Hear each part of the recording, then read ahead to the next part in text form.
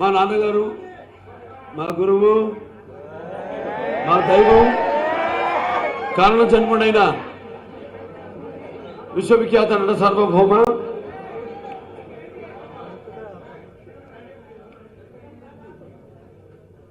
Padmashri doctor Nandamuri Taraka Ramarao గారి యొక్క శత జయంతి ఉత్సవాల్లో భాగంగా మొదటిసారి నేను రావడం జరిగింది ఈ యొక్క కార్యక్రమం ప్రారంభోత్సవానికి. మళ్ళీ ఇప్పుడు రావడం ఈ రెండోసారి.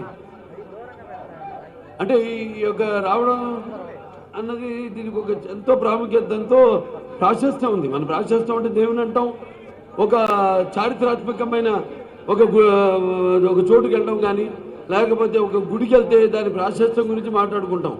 అటువంటిది ఈ యొక్క కార్యక్రమానికి నేను ప్రత్యేకంగా రావడం వెనుక మరి ముఖ్యంగా విశ్వనాథ్ రెడ్డి గారు, నాగిరెడ్డి గారు అబ్బాయి విశ్వనాథ్ రెడ్డి గారు, అలాగే మనందరి గుండెల్లో కూడా అంటే నటన అంటే ఒక నటి అంటే సావిత్రిలాగా ఉండాలి, నటన అంటే సావిత్రి గారి నటనలా ఉండాలి అని ప్రతి ఇంటి ఆడపడుచుల అందరూ అభిమానించే, ఇంకా వాళ్ళు అజరామరం, వాళ్ళు మన ముందు లేకపోయినా, శారీరకంగా లేకపోయినా వాళ్ళు యొక్క వ్యక్తిత్వం కానివ్వండి, లేకపోతే వాళ్ళు ఒక నటన కానివ్వండి, లేకపోతే వాళ్ళ యొక్క ఆదర్శాలు కానివ్వండి, వాళ్ళ క్రమశిక్షణ కానివ్వండి, ఇవన్నీ చూసుకుంటే మన గుండెల్లో శాశ్వతంగా నిలిగిపోయిన మహానుభావుల్లో ఆ కోవకు చెందిన వాళ్ళల్లో ఆ మహానటి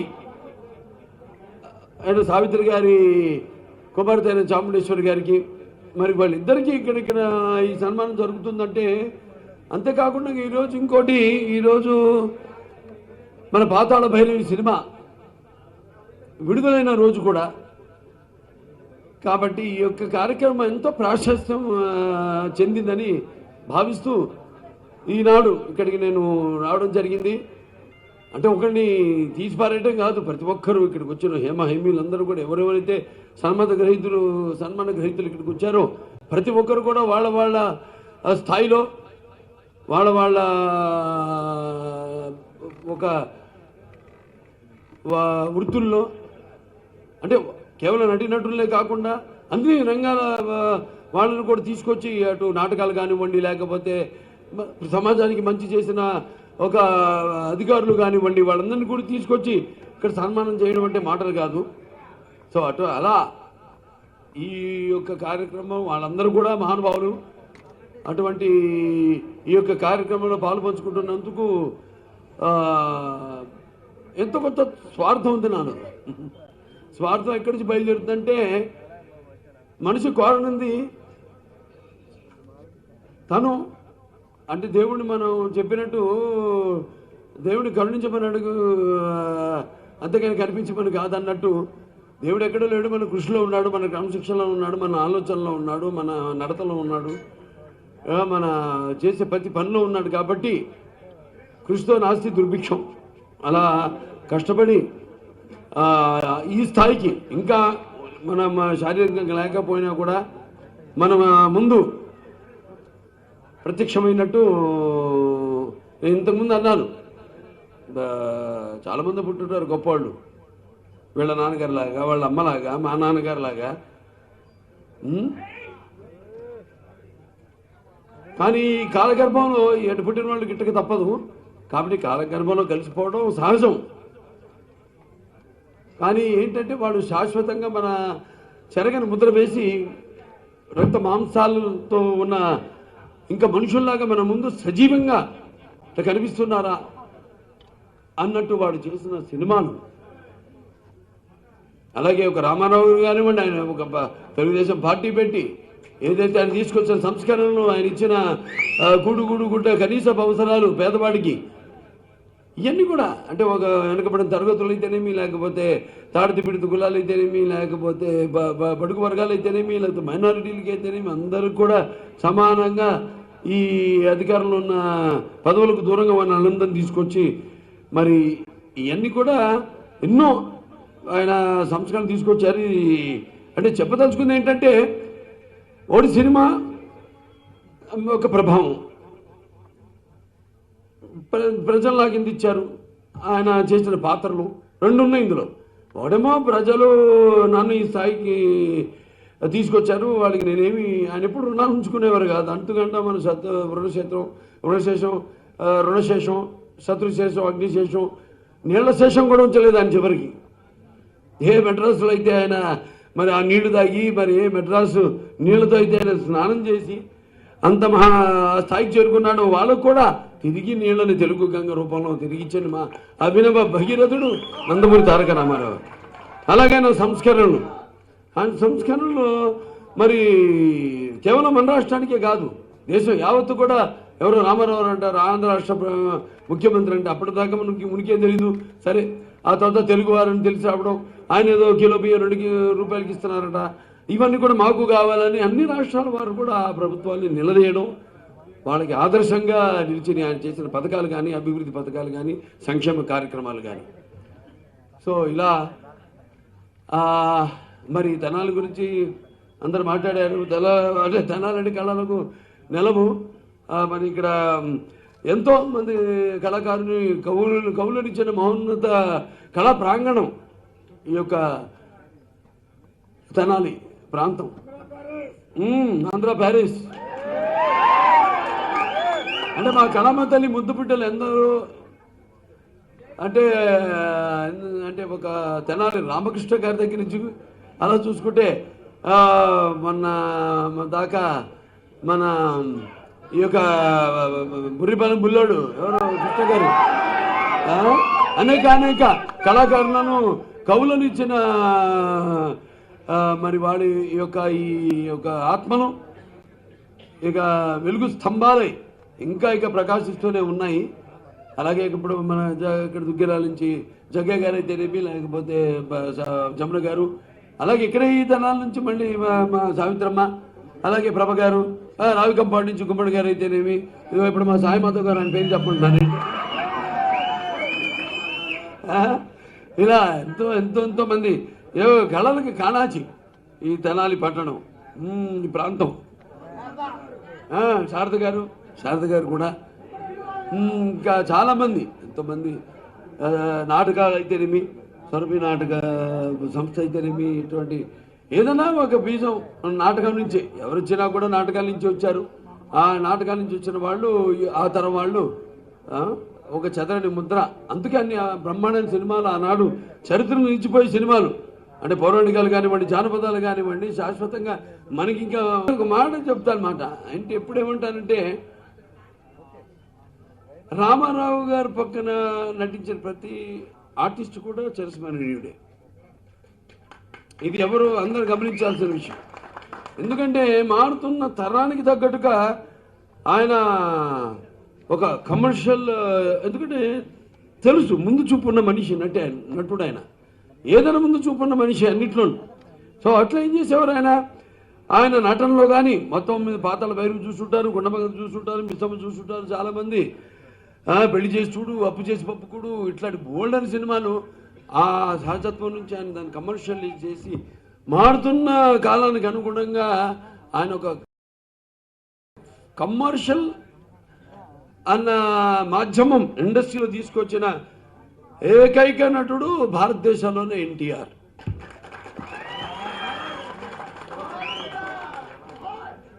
అందుకే నేను అనేది, వాటికి ఎన్టీఆర్ రామారావు సినిమాలు చూస్తారు, చూడని వాడు ఉండడు. అది ఏ సినిమా అయినా కావచ్చు. అప్పుడు అందుకే నాన్నగారు ఎప్పుడు అంటుండేవారు కూడా, నా సినిమాని తాకట్టు పెట్టదు ఎక్కడ అనేవారు నిర్మాతలకి. ఇది బంగారు గుడ్డులు పెట్టే బాతులు ఇవి. అప్పుడు ఆడకపోవచ్చు, తర్వాత ఆడితే మళ్ళీ మీకు కనక వర్షాన్ని కురిపిస్తాయి అంటుండేవారు ఆయన.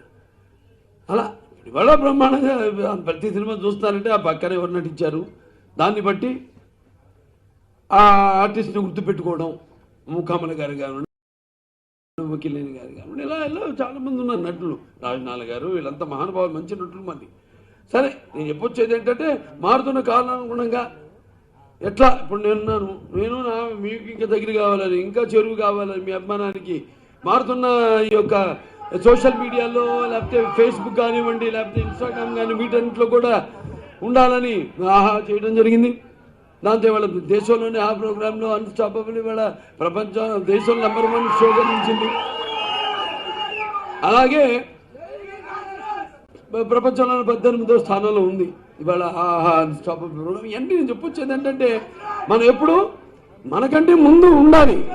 మీరేం కోరుకుంటున్నా అన్నది కాదు. మేము ఎప్పుడు వాడుకునే ఒక నిత్యావసరపు వస్తువులు లాంటి వాళ్ళు ఆర్టిస్టులు. సినిమా అంటే దాన్ని ఎప్పుడు అందిస్తూ ఉండాలి. ఏ రకంగా అందించాలి, ఎలా చేరువు కావాలన్నది అది ఒకటి చెప్తే కాదు, ఒక డైరెక్టర్ చెప్తే కాదు, ప్రొడ్యూసర్ చెప్తే కాదు, అట్టవదు. మనలో ఇంచే రావాలి. అది మన నుంచి ఒక రామారావు గారు దానికి ఒక ఇన్స్పిరేషన్, ఒక విజయవాహిని సంస్థ ఇన్స్పిరేషన్. దానికి ఎన్నో రకాల సినిమాలు ఎటువంటి తీశారు. ఒక అద్భుతమైన పాతాళ భైరవి తీశారు, అలాగే ఒక గుండమ్మ కథ తీశారు. ఇట్లా రకరకాల సినిమాలు ఒకటి కాదు. మరి అన్ని కూడా ఎంత మాయాబజారు, ఒక పాండవులు లేకుండా ఒక ప్రయోగం, ఇలాంటి ఎన్నెన్నో సినిమాలు చేయడం. సో అసలు అంటే మొట్టమొదటిసారి అసలు మన ఇండస్ట్రీకే ఒక స్టార్టమ్, ఒక కమర్షియల్ సినిమా, ఒక సినిమా సక్సెస్ అయితే ఓ ఇంత డబ్బు వస్తుందా. ఒక పాన్ ఇండియా సినిమా పాతాళ భైరవి. మరి వాళ్ళ చూస్తున్నాం పిల్లలు ఇప్పుడు ఒక రకంగా ఆయన సినిమాలు చూడడం వల్ల ఇంకా భాష బతుకుంది, భక్తి బతుకుంది అని నేను నిస్సందేహంగా చెప్పగలుగుతాను. వాళ్ళు అఖండ రిలీజ్ అయింది, భక్తి బతికింది. అలాగే ఆయన చేసిన సినిమాలు ఉన్నాయి. కృష్ణుడికి చేశారు, రాముడికి చేశారు, ఎన్నో సినిమాలు చేశారు ఆయన. మరి అందుకే భక్తి బతుకుంది. ఇవాళ భక్తికి కూడా దైనందిన కలాపాల్లో పడిపోయి మానవుడికి అసలు దేనికి సమయం లేకుండా పోయింది.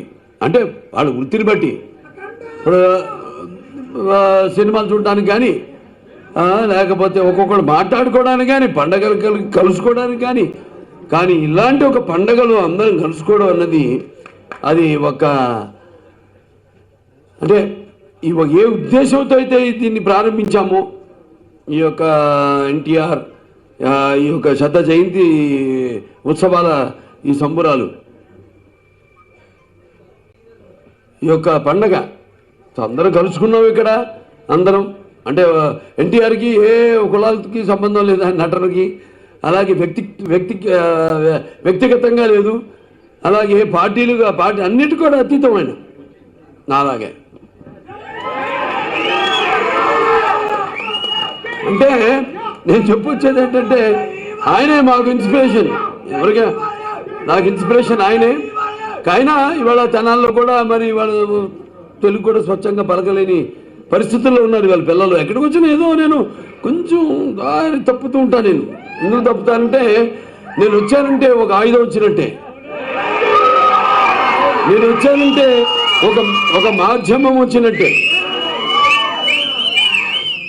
ఎలాగైతే ఇక్కడ కళలకు కాణాచి తెనాలి, అలాగే ఈ యొక్క తెనాలి అన్నది మరి ఇక్కడ నాన్నగారికి ఎంత అభిమానులు ఉన్నారో మరి నాకు కూడా అంత అభిమానులు. అంటే కేవలం ఇదో ఈ అరుపులు అరిచే జయ బాలయ్య, ఓకే వాళ్ళు నా సోదరులు, ఒక తల్లి కడుపున పుట్టకపోయినా మేము ఎక్స్టెండెడ్ ఫ్యామిలీ, నేను నా ఫ్యాన్స్. అది కాకుండా ఇంకొక నాకు క్రెడిట్ ఏంటంటే అంటే పెద్ద పండితులు, సాహిత్యవేత్తలు కూడా ఇవాళ నేను మాట్లాడే ప్రతి నా భాష ఏమన్నా నాకు తెలిసింది 10 మందికి తెలియాలి. ఆ రామానుజాచార్యులాగా అష్టాక్షర మంత్రం చెప్పతాయి బాబు అన్నాడు. చెప్పేవాడు నరకానికి వెళ్తాడు, వినేవాడమ్మ స్వర్గానికి వెళ్తాడంటే అందరిని స్వర్గాన్ని పంపిస్తాను, నేను ఒకటి నరకానికి వెళ్తానన్నాడు. తెలియాలి. ఇందాక నవ్వుతూ అంటున్నా శేషాసాకి ఇప్పుడు తెలియదు, తేడా ఎలా రాయాలి కూడా తెలియదు పిల్లలకు. సో దాని మీద పద్యాలు ఉన్నాయి, రకరకాల మనవాళ్ళు అప్పుడే గ్రహించి ముందు ఎలా వాటిని పలకాలి అని భట్యం పట్టించేవారు. భట్యం నుంచి నెమ్మదిగా తాత్పర్యం చెప్పేవారు, తాత్పర్యం నుంచి నెమ్మదిగా ఇప్పుడు నాన్నగారు చెప్పినట్టు కర్ణలో పాండవులు పాండవులు పాండవులు పాండవులు ఎందుకు అన్నాడు, ఎందుకు తాగతీశాడు అలా అని.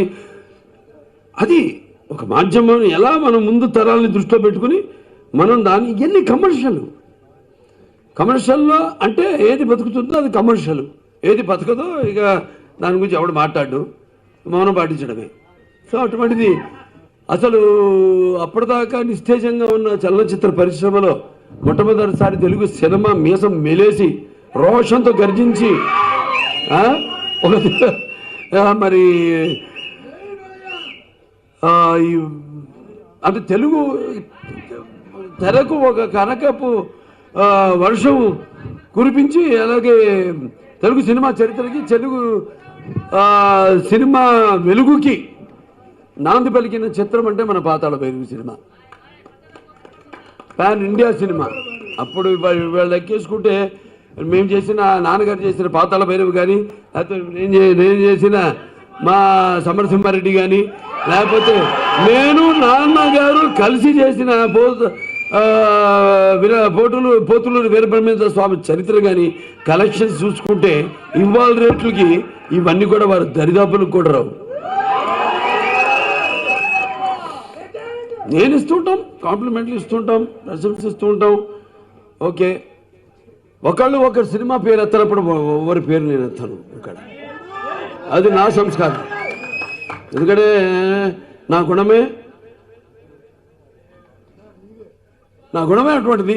నేను గుండె బదులు కూడా మాడతాను కాబట్టి నా గుణమే నా కులం, నా మానవత్వమే నా గుణమే నా కులం, నా మానవత్వమే నా అభిమతం, నా మనస్సే నాకు దైవం, నా ఆత్మాభిమానమే నాకు ఐశ్వర్యం, నా ఆత్మవిశ్వాసమే నా ఆయుధం. అలాగే అతిథి నా నమ్మకమే, నా ఆలోచనే నాకు మార్గం, అలాగే నా ఆవేశమే నాకు బలం, అలాగే అదే బాలకృష్ణ అంటే ఇదే నిర్వచనం. కాబట్టి ఇవాళ ఎన్నో గొప్ప గొప్ప సినిమాలు చేశారు. సరే, తర్వాత నేను చేసే సినిమా నాకు అదృష్టం కలిగింది మళ్ళీ వాళ్ళ సంస్థలో చేయడానికి. భైరవ దీపం. అప్పుడు ఆయన ఉన్నారు, ఇప్పుడు వాళ్ళ అన్నగారు వెంకటరామారెడ్డి గారు ఇప్పటికీ టచ్లో ఉంటాను. వాళ్ళ ఆవిడతో పాపం, ఆవిడ హాస్పిటల్ ఉంది, వాడు కూడా నేను ఇప్పుడు ఏం చేస్తున్నా క్యాన్సర్ హాస్పిటల్ చైర్మన్గా ఉన్నాను. వాడు కూడా విజయ హాస్పిటల్ కట్టి అక్కడ ఇవాళ ఆన్కాలజీకి ఏదైనా వాళ్ళకి సలహాలు కావాలన్నా మా డాక్టర్స్ బృందాన్ని ఇక్కడ పంపించడం కానీ, లేకపోతే టెలికాన్ఫరెన్స్లో కానీ వాళ్ళతో ఏమేమి అవసరాలు కావాలో వాళ్ళకి పరికరాలు కానీ విషయంలో. ఎందుకంటే మన హాస్పిటల్ ఏ ముహూర్తాన్ని పెట్టారో నాన్నగారు, మా తల్లి ఆవిడ వల్ల, ముఖ్యంగా ఆవిడ దీనికి కారకురాలు ఈ ఆసుపత్రి పెట్టడం వెనక.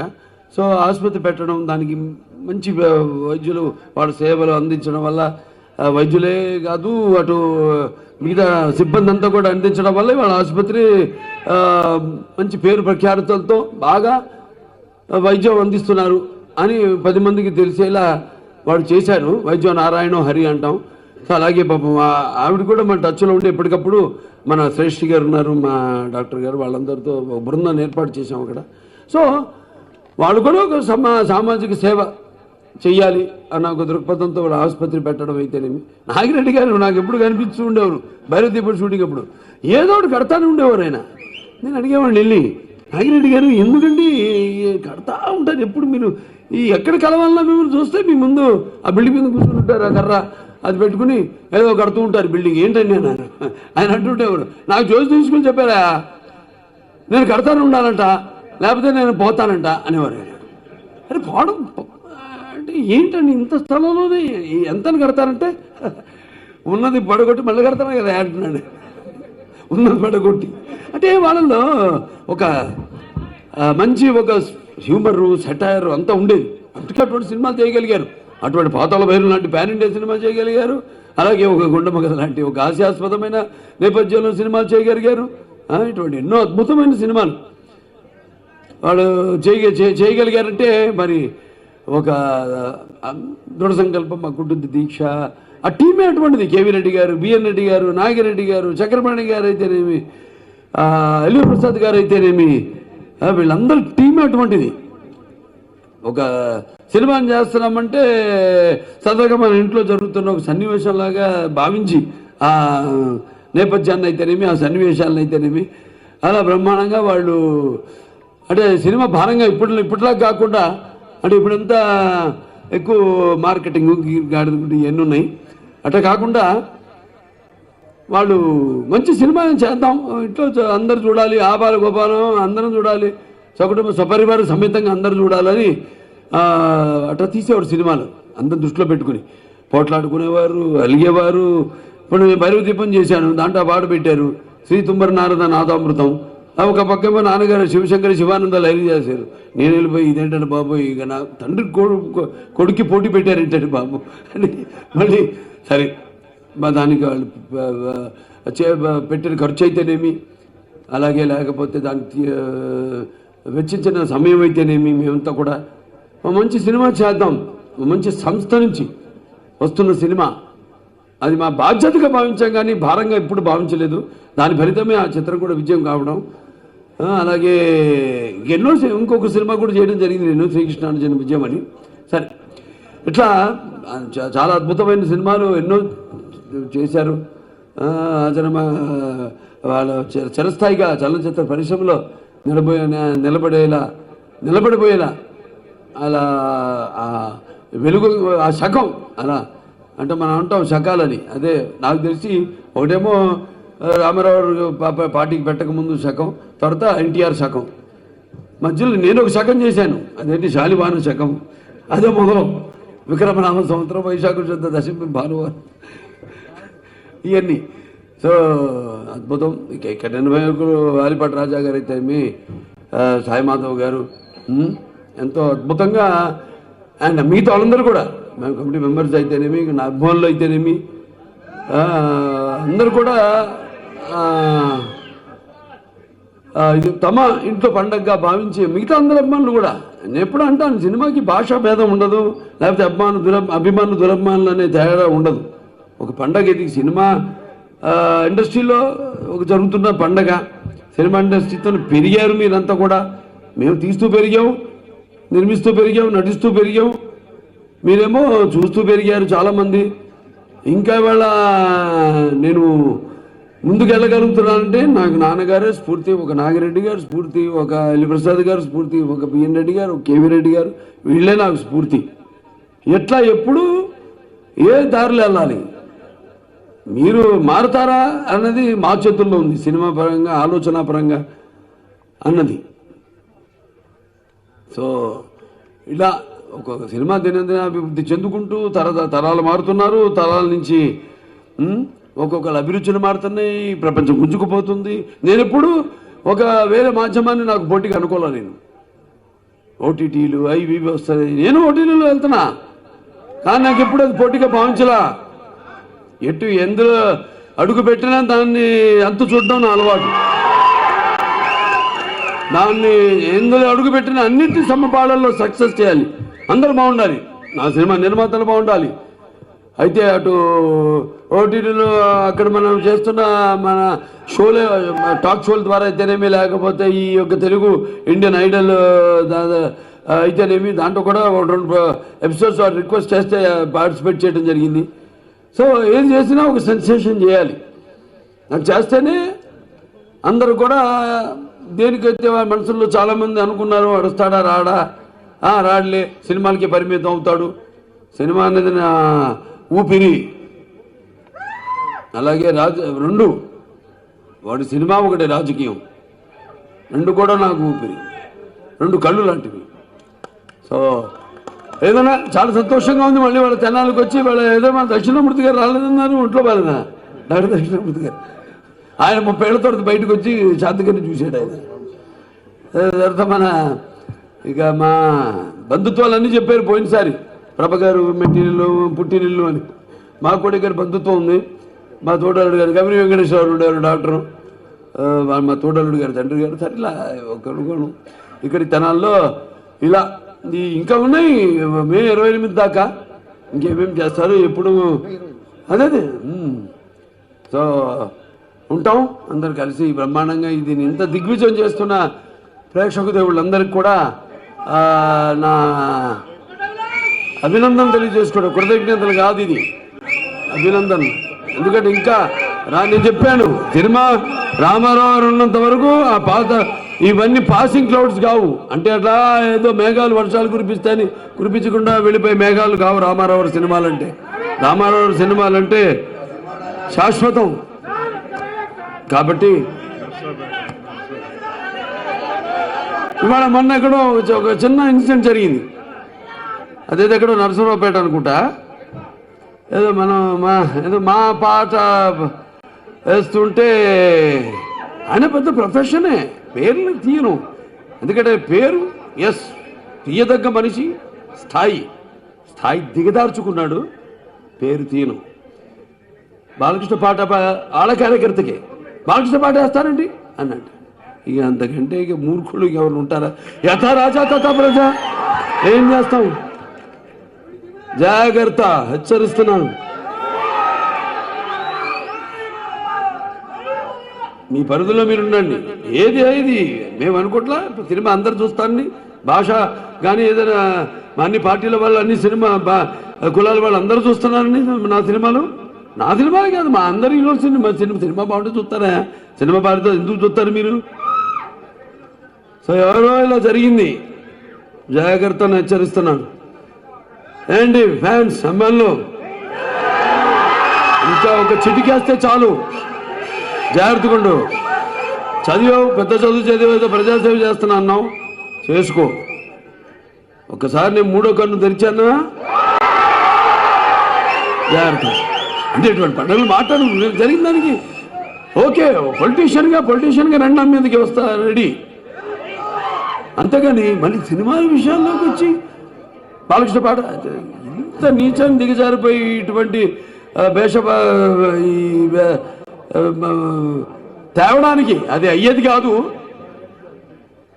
కానీ అటువంటిది మళ్ళీ పునరావృతం కాకుండా చూసుకోండి, జాగ్రత్తను హెచ్చరిస్తూ మరొకసారి ఇక్కడ ఈ యొక్క సన్మానానికి ఇచ్చే ఎవరు ఒక సావిత్రి గారి గురించి చెప్పాలి. సావిత్రి గారు అంటే మరి ఆవిడ మా నాన్నగారితో ఎన్నో సినిమాలు జతకట్టి, అలాగే ఒక చెల్లెలకు కూడా నటించి, అటు ఒక నటన అంటే అలా ఉండాలి, అంటే సావిత్రి అమ్మలా ఉండాలి. ఏదైనా సరే ఆహార్యం కానివ్వండి, మొత్తం అంతా అసలు ఏ పాత్రలకు ఆ పాత్ర ఆవిడ ఒదిగిపోయి, అసలు ఆవిడ కన్యాశుల్కం సినిమాలు చూస్తే నవ్వుతున్న భవిష్యత్తు. మళ్ళీ ఇంకెవరు చూడనాడు పిల్లలు, ఇంకా ఈ తరం వాళ్ళు. కన్యాశుల్కం ఆవిడ చేసిన మధురవాణి పాత్ర, అలాగే ఆవిడ నటన అంటే అలా ఉండాలి, సావిత్రమ్మలాగా ఉండాలి అని ప్రతి వాళ్ళు వాళ్ళ ఇంటి పిల్లల భావించుకుని మన మహానటి సినిమా కూడా రిలీజ్ అయింది. మరి చూశారు అందరం, చాలా పెద్ద అంటే ఇంకా ఆవిడ అభిమానులు ఎంత ఎలా అన్నది ఆ సినిమాతో తేటతలమైంది. సో ఆవిడ అవార్డుని ఇక్కడ అందుకోవడానికి వచ్చిన చాముండేశ్వరి గారికి నా ఆశీర్వాదం, నా అభినందనలు తెలియజేసుకుంటూ, అలాగే విశ్వనాథ్ రెడ్డి గారికి, ఇక్కడ అందరికీ కూడా నాకు ఆనంద్ బాబు గారు మిగతా సభ వచ్చే సినిమా డైలాగ్ చాలా చెప్పకూడదా, ఎందుకంటే అది వేరు, ఆ రూట్ వేరు. సరే వెళ్దాం.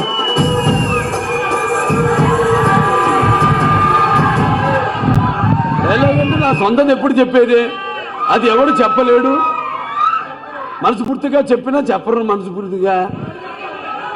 నాకున్న జ్ఞాన సంపదలో బ్రాహ్మణుణ్ణి, ఐశ్వర్యంలో వైశ్యుణ్ణి, మంచికి మాలని మంచిస్తే ఎదురు తిరిగే మాదిగని, కష్టాన్ని నమ్ముకున్న కమ్మరిని, కొమ్మరిని, కంసాన్ని రచుకుని, నాయ బ్రాహ్మణుని, కల్లుగీత కార్మికుణ్ణి, కల్మశలని, యాదవుణ్ణి, ఆపదలాదుకునే వెలమని వ్యక్తిత్వంలో రాజుని, అమ్మను మరిపించే కమ్మని, పౌరుషంలో రెడ్డిని, భుజబలంలో కాపుని, అన్ని కులాలు ఆదరించే